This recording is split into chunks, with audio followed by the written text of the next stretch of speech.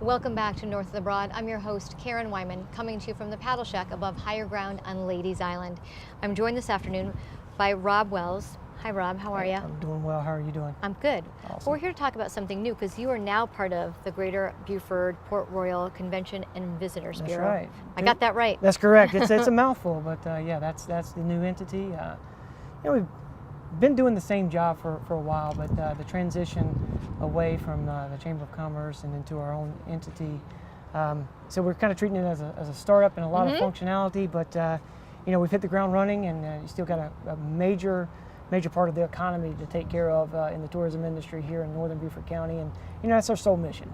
Right, is to take care of everybody. So can you talk a little bit about the difference between the Chamber and this new entity? Oh yeah, so the Chamber had served as the designated marketing organization since the early 80s.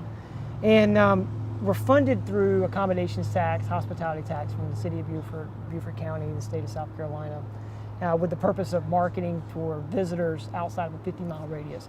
And so the tourism industry has grown leaps and bounds over the last several years. Yes, absolutely. And so the industry wanted to shift into a sole focus, an organization that has one mission, strictly focused on bringing in visitors that fit the different categories that we need to continue to drive the economy. So looking outside of that 50-mile radius that you mentioned and really bringing people from outside of that in, how do you do that? How do you get the funding in order to make all that happen, Robb? Right, so when visitors come into town, they stay, they eat at the restaurants, they stay in the hotels. They shop. They shop, they go to the attractions. But when it comes down to our funding stream, it's very much the accommodations tax. And so there's a small percentage that's on each bill. A very small portion of that goes to the CVB. For our operations and marketing, and so we put together a strategic marketing plan in which we target our key areas. The Greenville, Charlotte, Atlanta, Augusta, Columbia, Charleston. Yeah. And we invite those people to come in and give them a reason. What we've seen over the last few years is that number continues to rise as the number of visitors come in to discover Beaufort for the first time, and a lot of times they come back multiple times. And eventually they become neighbors. And so it happened to us. Yeah, exactly how it Came goes. here 5 or 6 times before we decided this is where we're going. Yeah, that story is so common here. It is. And you have a lot of our neighbors that follow the same track. And so we see that over and over again. And that's why a tourism industry is so important in northern Beaufort County especially, but for the county as a whole.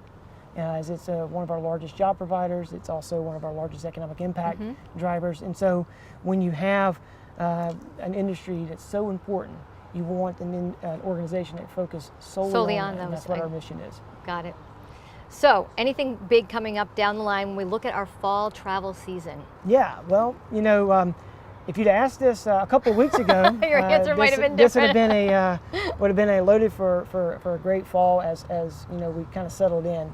Unfortunately, we had the evacuation, and that's such a big loss of revenue.